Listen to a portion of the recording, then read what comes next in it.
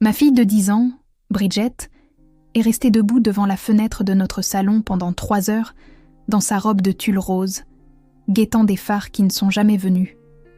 Ses petites mains pressées contre la vitre ont laissé des empreintes embuées que je n'avais toujours pas essuyées 1 semaine plus tard.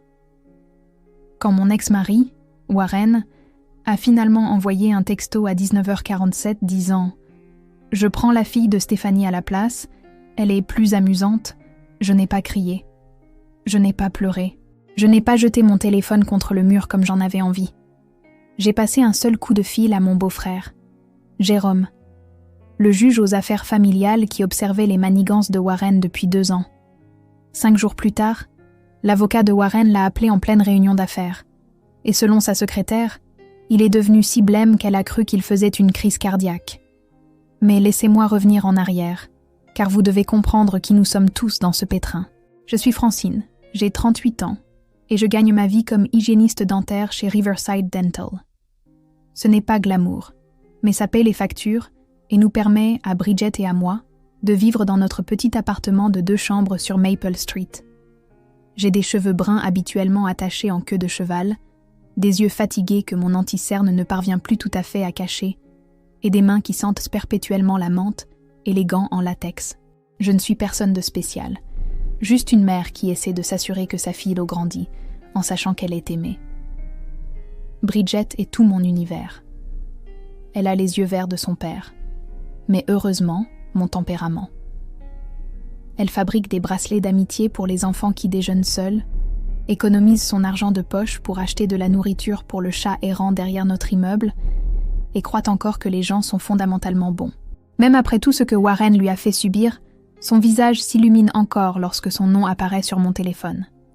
Elle est en CM1 à l'école primaire de Willowbrook, où elle n'a que des excellentes notes et ne manque jamais un jour, même quand elle est malade, parce qu'elle adore son institutrice, Madame Patterson.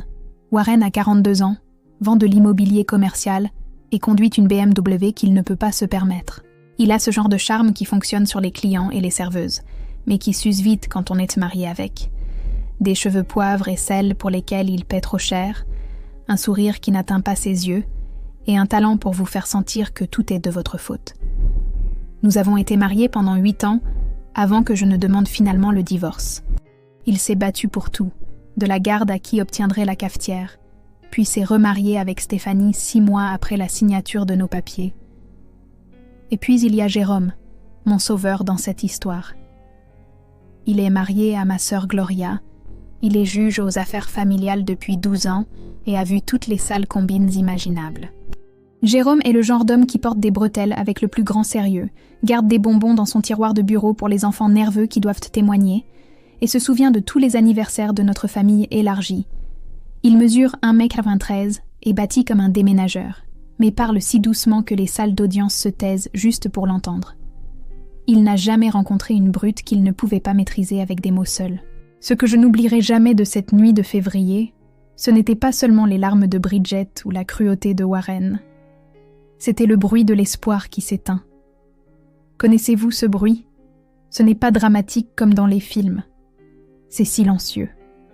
C'est une fillette de 10 ans qui enlève lentement ses chaussures de cérémonie et les pose soigneusement près de la porte, parce qu'on lui a appris à prendre soin des belles choses. C'est le froufrou du tulle contre le mur du couloir, alors qu'elle marche vers sa chambre sans dire bonsoir. C'est le léger déclic d'une porte de chambre qui se ferme, alors qu'on s'attendait à ce qu'elle claque. Je suis restée dans ce couloir pendant 20 minutes après que Bridget soit allée se coucher, toujours dans sa robe, croyant peut-être encore que son papa arriverait avec une explication grandiose. Mon téléphone pesait lourd dans ma main, avec le texto de Warren brillant sur l'écran. Elle est plus amusante. 3 mots qui disaient tout sur le genre de père qu'il était vraiment. Pas un « je suis désolé », pas un « quelque chose est arrivé », pas même un mensonge sur une panne de voiture ou une urgence au travail. Juste la vérité, brutale et négligente, qu'un autre enfant valait plus pour lui que sa propre fille. La robe rose m'avait coûté 2 semaines d'heures supplémentaires. Non pas parce qu'elle était de marque ou particulièrement chic, mais parce que lorsque Bridget l'a vue chez Macy's, son visage s'est transformé en pure joie.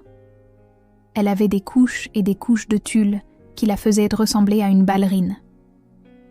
De minuscules perles cousues sur le corsage qui attrapaient à la lumière quand elle tournait, et un ruban de satin qui se nouait en un nœud parfait dans le dos. Elle avait essayé 15 robes ce jour-là, mais quand elle a enfilé cette robe rose, elle a murmuré « C'est elle, maman. C'est celle que papa va adorer. » Cette nuit-là a tout changé. Pas seulement pour Warren, bien qu'il ait certainement eu ce qu'il méritait. Cela a changé la façon dont Bridget voyait le monde, comment je gérais la déception, et comment notre petite famille de 2 est devenue plus forte que n'importe quelle famille de 4 que nous avions jamais été. Mais plus important encore, cela m'a appris que parfois, la meilleure vengeance n'est pas la colère, les larmes ou les confrontations dramatiques. Parfois, c'est un appel téléphonique discret à la bonne personne qui attendait depuis le début une preuve légale de ce qu'elle soupçonnait. 2 ans s'étaient écoulés depuis la signature des papiers du divorce. Et je nous avais construit une routine qui fonctionnait. Bridget et moi avions nos soirées pizza du vendredi, nos dessins animés du samedi matin avec des pancakes aux pépites de chocolat, et nos visites à la bibliothèque le dimanche, où elle empruntait 7 livres et les finissait tous avant le jeudi.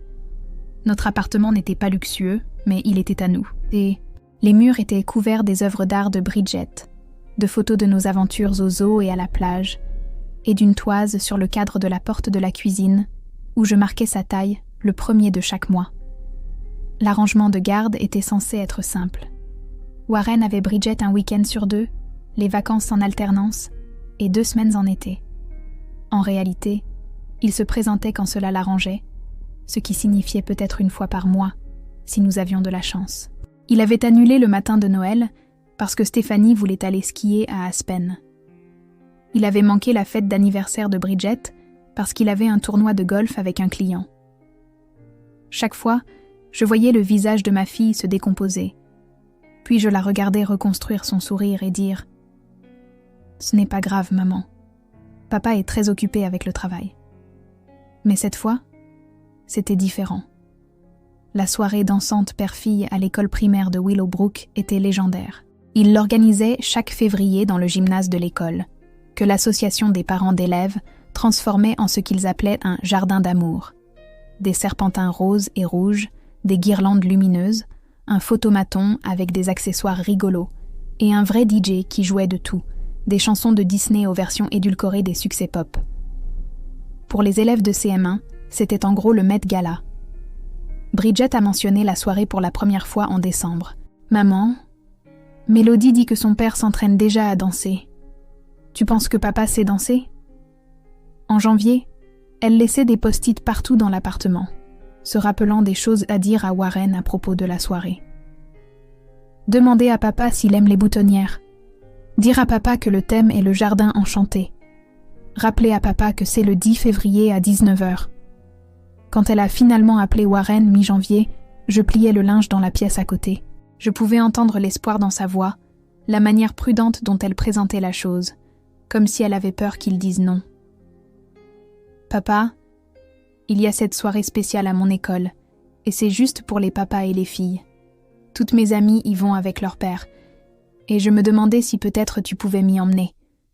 C'est un samedi, donc tu n'auras pas à manquer le travail ou quoi que ce soit. » Warren a dû dire oui immédiatement, car Bridget a poussé un cri si fort que j'ai laissé tomber la serviette que je pliais.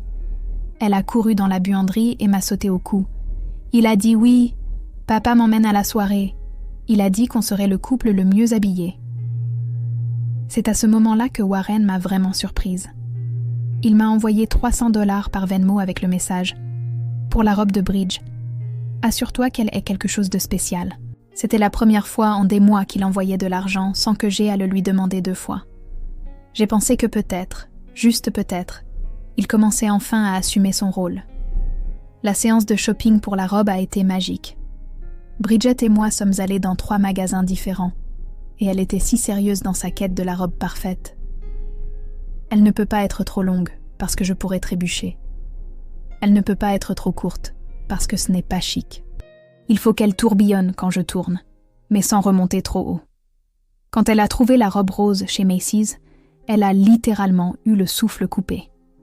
La vendeuse, une femme plus âgée nommée Dolores, a eu les larmes aux yeux en regardant Bridget tournoyer devant le miroir à 3 faces. « Tu ressembles à une princesse », a dit Dolores. Et Bridget a répondu « Je me sens comme une princesse. Mon papa va être si fier. » La semaine avant la soirée, notre appartement est devenu le quartier général de la danse. Bridget a pratiqué sa révérence, sa présentation formelle. « Bonsoir, je suis Bridget Marie Coleman, et voici mon père, Warren James Coleman. » Et chaque pas de danse qu'elle avait appris grâce à des tutoriels sur YouTube. Elle a fabriqué une boutonnière pour Warren avec des fleurs en soie et du ruban qu'elle avait acheté avec son propre argent de poche. Elle lui a écrit une carte qui disait « Merci d'être le meilleur des papas et de m'emmener à ma première vraie soirée dansante. Affectueusement, ta princesse Bridget. » Le jeudi soir, 2 jours avant la soirée, Warren a effectivement appelé pour confirmer. « Samedi à 18h30, c'est ça, princesse ? Je serai là. J'ai fait repasser mon costume et tout. » Bridget a planifié toute leur soirée au téléphone avec lui. « On prendra des photos près de la fontaine à l'école, et puis on pourra prendre une glace chez Brewers après si tu veux, et peut-être que tu pourras rencontrer mon institutrice parce qu'elle sera là comme chaperon. » Ça a l'air parfait, Bridge. Hey, tu aimes toujours les sundaes au caramel ? Tu t'en souviens ? Bien sûr que je m'en souviens. Je suis ton père. Ce vendredi soir-là, Bridget pouvait à peine dormir. Elle avait sa robe suspendue à la porte de sa chambre, ses chaussures parfaitement alignées en dessous, et son sac à main de cérémonie rempli de gloss, de pastilles à la menthe et de mouchoirs, au cas où des larmes de joie arriveraient. Elle m'a fait promettre de lui boucler les cheveux en spirale et d'utiliser la laque pailletée que nous gardions pour les grandes occasions. « Maman, » a-t-elle dit alors que je l'abordais ce vendredi soir, « tu penses que papa pleurera quand il me verra dans ma robe ?» J'ai repoussé ses cheveux de son front et je l'ai embrassé pour lui souhaiter bonne nuit. Je pense qu'il en restera sans voix, mon bébé. Elle a souri et a fermé les yeux, rêvant probablement de danser avec son père sous des lumières scintillantes, pendant que ses amis la regardaient avec envie. Si j'avais su ce qui allait arriver moins de 24 heures plus tard, je l'aurais tenue plus longtemps, je l'aurais préparée d'une manière ou d'une autre. Je l'aurais protégée de la déception qui allait briser sa confiance d'une manière que j'essayais encore de réparer. Mais cette nuit-là, nous avions encore de l'espoir. Et parfois, l'espoir est la chose la plus cruelle de toutes. Le samedi matin est arrivé avec un soleil éclatant qui semblait se moquer de ce qui allait suivre. Bridget s'est réveillée à 6 heures du matin, trop excitée pour dormir plus longtemps. Elle s'est préparé son propre petit déjeuner, en faisant attention à ne rien renverser qui pourrait tacher sa robe plus tard. « Maman, je mange des toasts au lieu de céréales parce que le lait pourrait éclabousser, » a-t-elle annoncé sérieusement, comme si elle se préparait pour une mission de la NASA. À midi, elle avait déjà pris sa douche et était assise dans son peignoir, se vernissant les ongles dans la teinte de rose la plus claire que j'autorisais. Son amie Mélodie a appelé 3 fois pour coordonner leur grande entrée. « Nous allons entrer en même temps », m'a expliqué Bridget. Son père et mon père se connaissent depuis la fois où ils se sont rencontrés à la pièce de théâtre de l'école. Donc, nous allons tous nous asseoir ensemble. À 16 heures, le rituel de préparation a commencé pour de bon. J'ai installé mon salon de coiffure improvisé dans la salle de bain avec le fer à friser, les épingles à cheveux et cette fameuse laque pailletée qu'elle gardait précieusement. Chaque boucle était méticuleusement formée et épinglée pour refroidir.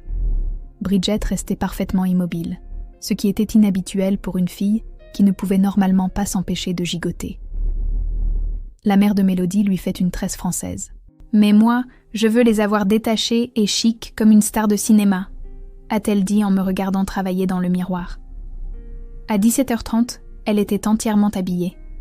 La robe de tulle rose a transformé ma petite fille en quelque chose sorti d'un conte de fées. Les perles sur le corsage captèrent la lumière de l'après-midi qui filtrait par la fenêtre de sa chambre. Ses chaussures vernies étaient polies jusqu'à briller.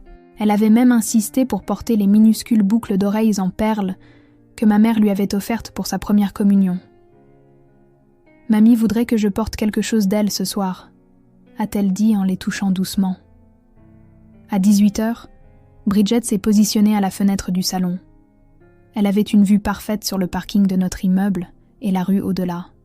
« Je verrai la voiture de papa à la seconde où il tournera », a-t-elle dit, son souffle embuant la vitre.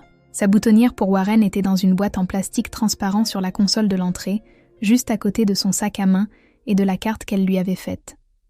18h15 est arrivé, puis passé. « Il fait probablement juste le plein d'essence », a raisonné Bridget. « Ou peut-être qu'il m'achète des fleurs. Le père de Mélodie lui a offert des roses l'année dernière pour son anniversaire. » À 18h30, j'ai envoyé un texto à Warren. « Bridget est prête et t'attend. À tout de suite. » La confirmation de lecture est apparue immédiatement, mais aucune réponse n'est venue. 18h35. « La soirée commence à 19h, a dit Bridget, bien que je le savais déjà. Mais ce n'est pas grave si on est un tout petit peu en retard. Le plus important, c'est la danse père-fille à 20h30. 18h40. J'ai envoyé un autre texto. « Warren, où es-tu ? Bridget te guette. » 18h45. Mon téléphone a sonné. Mon cœur a bondi. Mais c'était la mère de Mélodie, Patricia. « Vous êtes déjà là ? Les filles voulaient en prendre des photos ensemble près de l'arche de ballon. » « On a quelques minutes de retard. » Ai-je menti avec aplomb. Warren a été retenu, mais ils seront bientôt là.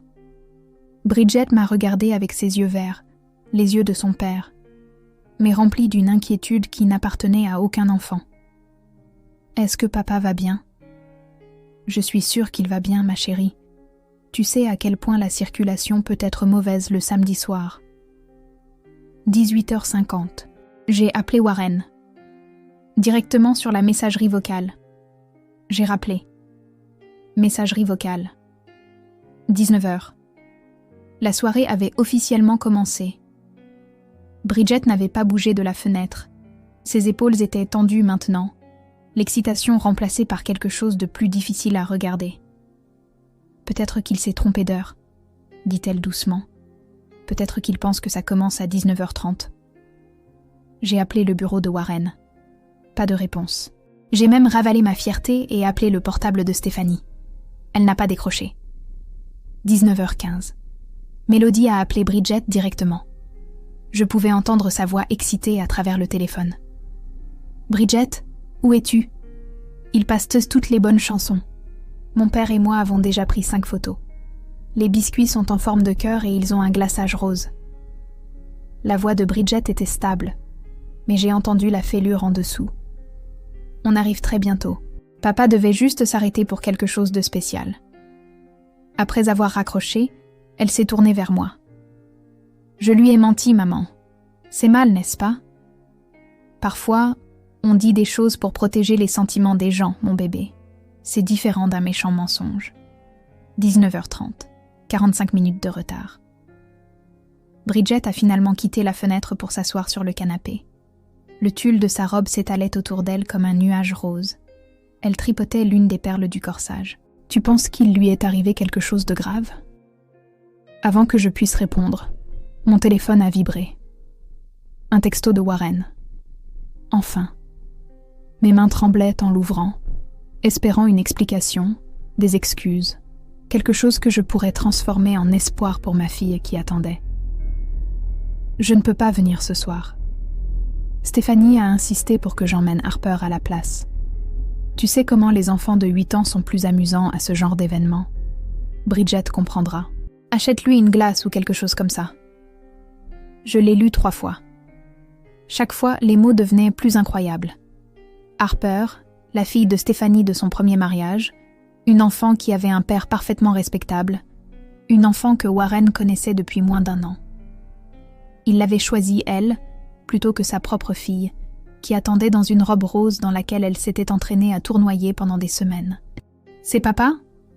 a demandé Bridget, l'espoir ravivé dans sa voix une dernière fois. J'ai regardé ma fille, assise là dans sa robe parfaite, avec ses cheveux parfaitement bouclés et ses petites boucles d'oreilles en perles, tenant une boutonnière pour un homme qui venait de lui briser le cœur pour l'enfant de quelqu'un d'autre. J'avais 2 choix, mentir et lui trouver à nouveau des excuses, ou lui dire la vérité et regarder son monde s'effondrer. « Mon bébé !» ai-je dit en m'asseyant à côté d'elle, la serrant contre moi. Papa ne viendra pas ce soir. » Son visage s'est décomposé au ralenti, chaque trait enregistrant la trahison séparément. D'abord la confusion, puis l'incrédulité, puis une douleur si profonde qu'elle m'a coupé le souffle. « Mais il avait promis, » a-t-elle murmuré. « Il avait promis, maman.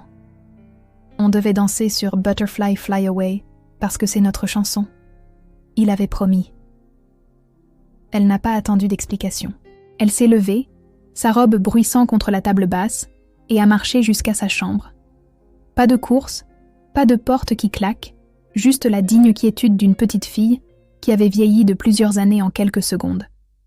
J'ai entendu sa porte se fermer doucement, puis est venu le son qui me hantera à jamais. Ma petite fille sanglotant dans son oreiller, portant toujours la robe dont elle croyait qu'elle rendrait son papa fier. Je suis restée assise par terre devant la porte de la chambre de Bridget pendant 1 heure, à l'écouter pleurer. Chaque sanglot était comme un couteau qui se tordait dans ma poitrine. Mais je ne suis pas entrée. Parfois, les enfants ont besoin de faire leur deuil en privé, de ressentir leurs émotions sans qu'un parent essaie de réparer ce qui ne peut être réparé. Le couloir était sombre, à l'exception de la veilleuse que nous laissions branchée près de la salle de bain, projetant des ombres étranges qui correspondaient à mon humeur. À 20h47, ses pleurs ont finalement cessé. J'ai frappé doucement et j'ai ouvert la porte. Elle dormait sur ses couvertures, toujours dans la robe rose, maintenant froissée et tachée de larmes. Son visage était bouffi. Ses cheveux soigneusement bouclés étaient emmêlés contre sa joue. Une de ses chaussures était tombée, l'autre pendait à son pied. J'ai soigneusement retiré les 2 chaussures. Je l'ai couverte avec la courte pointe de sa grand-mère et j'ai embrassé son front. Elle n'a pas bougé. Je suis retournée dans le salon et j'ai pris mon téléphone. Le message de Warren brillait toujours sur l'écran. « Achète-lui une glace ou quelque chose comme ça. » Comme si une glace pouvait réparer une promesse brisée. Comme si le sucre pouvait remplacer l'amour d'un père. Comme si quoi que ce soit pouvait compenser le fait de choisir un autre enfant plutôt que le sien. Mais il ne s'agissait pas seulement de ce soir. Il s'agissait de 2 années de déception que j'avais permises, en trouvant des excuses. Les matchs de football manqués, où Bridget avait marqué son premier but. L'anniversaire oublié, où j'avais dû imiter sa signature sur une carte. Le matin de Noël, où il avait envoyé un texto « Joyeux Noël », tout en postant des photos Instagram d'Aspen avec Stéphanie et Harper. Chaque fois, j'avais aplani les choses, dit à Bridget que son papa l'aimait, que le travail était juste très exigeant en ce moment. Je pensais la protéger. En réalité, je lui apprenais qu'elle ne valait pas la peine qu'on se déplace pour elle. J'ai fait défiler mes contacts et je me suis arrêtée sur le nom de Jérôme, mon beau-frère, le juge aux affaires familiales, le mari de Gloria depuis 15 ans, l'homme qui m'avait prise à part à Thanksgiving dernier et m'avait dit « Francine, si Warren continue ses bêtises, tu dois tout noter. Le tribunal ne peut pas agir sur ce qu'il ne sait pas. » Je l'avais repoussé à l'époque, disant que tout allait bien, que Warren essayait, mais Jérôme m'avait lancé ce regard, celui que les juges perfectionnent après des années à voir à travers les mensonges. Ma porte est toujours ouverte, Francine, que ce soit pour des raisons légales ou autres. Il était maintenant 21h15. Tard pour appeler, mais pas trop tard.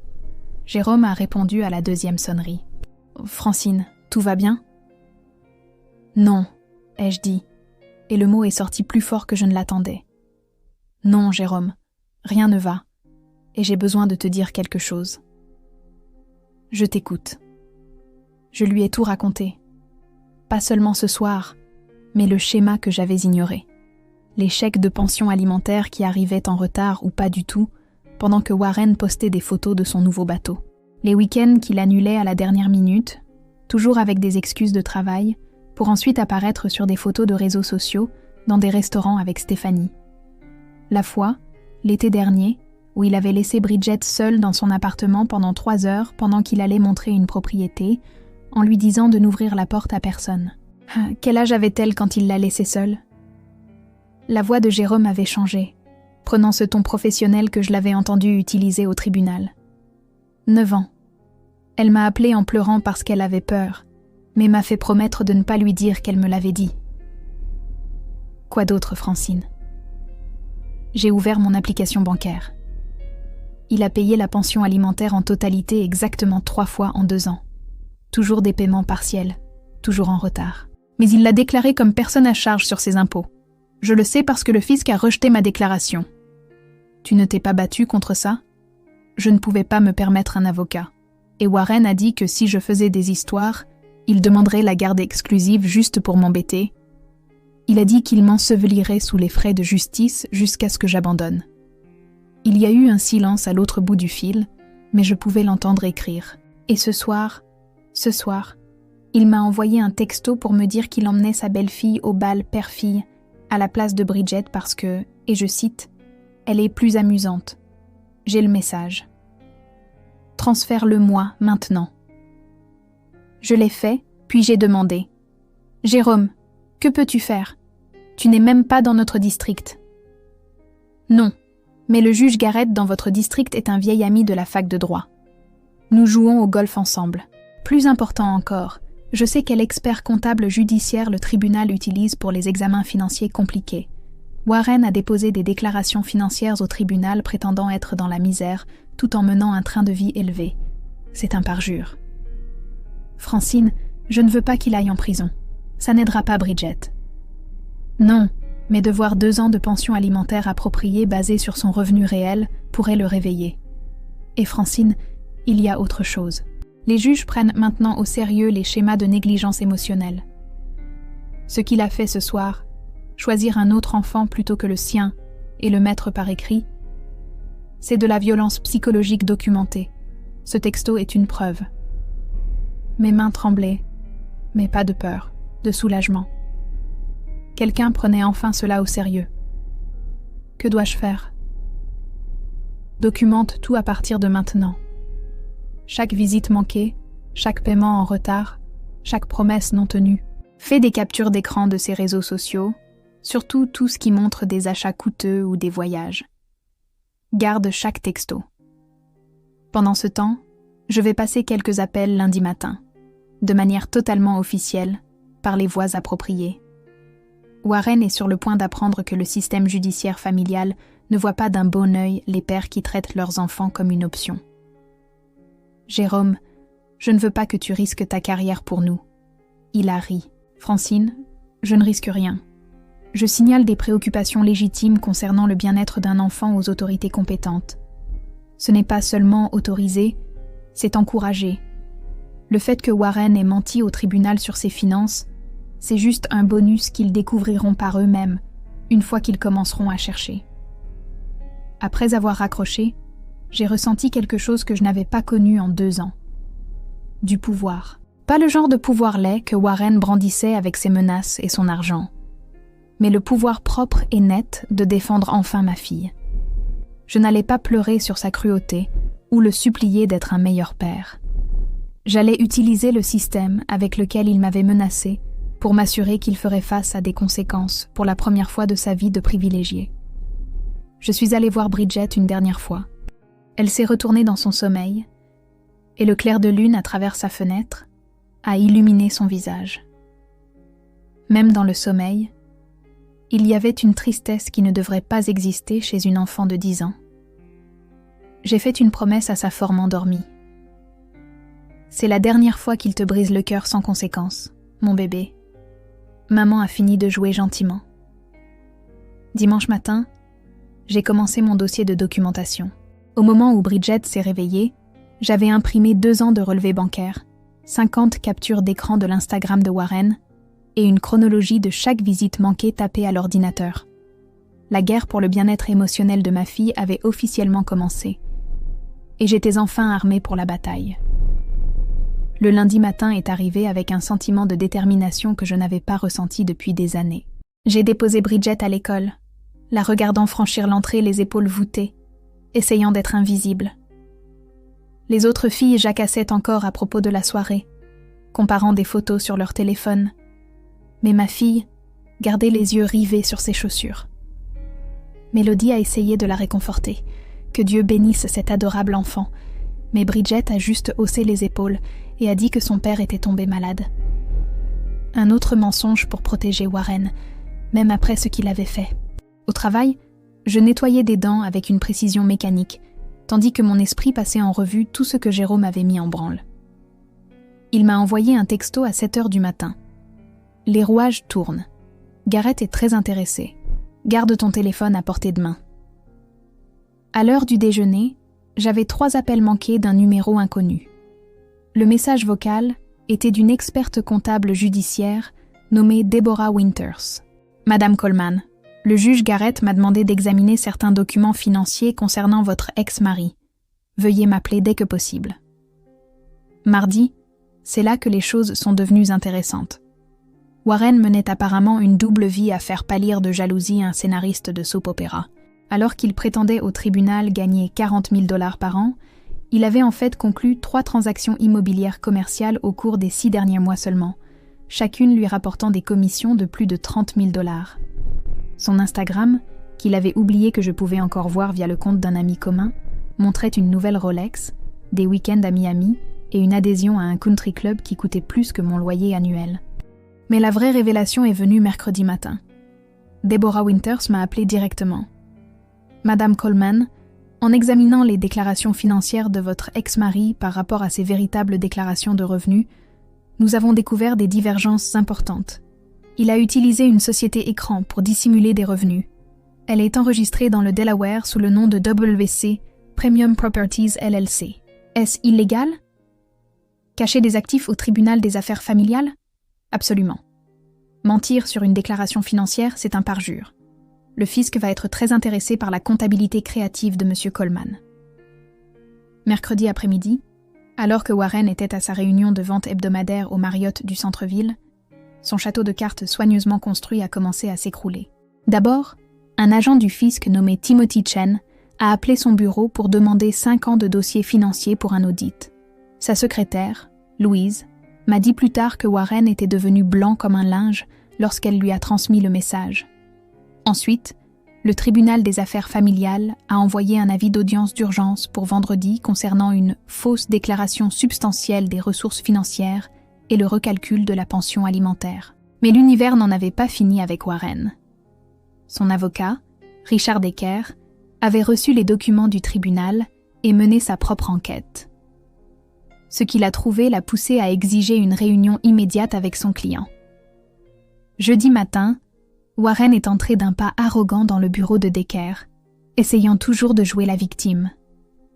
Selon la parajuriste de Decker, qui se trouvait être la meilleure amie de ma cousine, la conversation a été explosive. « Warren, tu m'as dit que tu étais fauché pendant le divorce », a dit Decker en faisant glisser des papiers sur son bureau en acajou. « Tu as dit que tu pouvais à peine payer la pension alimentaire minimale. » Allons, tout le monde cache de l'argent pendant un divorce. Pas tout le monde ne commet de fraude fiscale pour le faire.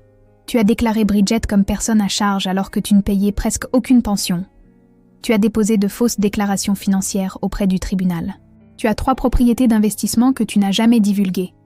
Comprends-tu ce que tu as fait? Warren a apparemment ri. Allons, Dick, tu es mon avocat. Règle ça. Je ne peux pas régler un parjure criminel, Warren. Sur la base de ces chiffres réels, tu dois environ 47 000 $ d'arriérés de pension alimentaire, plus les intérêts. Le fisc veut 31 000 $ d'impôts corrigés et de pénalités. Et ce n'est que ce qu'ils ont trouvé jusqu'à présent. C'est à ce moment-là que Warren a finalement compris l'ampleur de sa situation. Louise a dit qu'il était sorti du bâtiment en titubant, comme s'il avait reçu un coup de poing. Il a essayé de m'appeler 17 fois cet après-midi-là. Je n'ai pas répondu une seule fois. Le jeudi soir a apporté le point culminant. Stéphanie m'a appelée, la voix tremblante. « Francine, je dois te demander quelque chose. Est-ce que Warren a caché de l'argent au tribunal ?» J'ai choisi mes mots avec soin. Le tribunal enquête sur ses finances. Pourquoi ? Parce que je viens de trouver des relevés bancaires pour des comptes dont j'ignorais l'existence. 3 propriétés d'investissement, 2 à son nom seul, 1 dans cette société écran. Nous vivons dans une location. Nous reportons le projet d'avoir un bébé parce qu'il disait ne pas en avoir les moyens. Il m'a dit que tu le saignais à blanc, que la pension alimentaire nous tuait financièrement. Stéphanie, Il a payé la totalité de la pension alimentaire exactement 3 fois en 2 ans. Le silence s'est étiré si longtemps que j'ai cru qu'elle avait raccroché. Puis, ce salaud, il m'a fait me sentir coupable de vouloir acheter de nouveaux vêtements d'école à Harper. Il disait que Bridget avait tout, tandis que Harper devait se contenter de peu. Mon Dieu, Francine, je suis tellement désolée. La soirée dansante, tout. Je ne savais pas. Harper n'arrête pas de demander pourquoi, monsieur. Warren l'a emmenée à la place de Bridget. Elle a dit que Bridget pleurait à l'école lundi. Ta fille a plus d'intelligence émotionnelle que son beau-père. Pas pour longtemps. J'appelle mon avocat demain matin. Et Francine, j'ai des dossiers, moi aussi.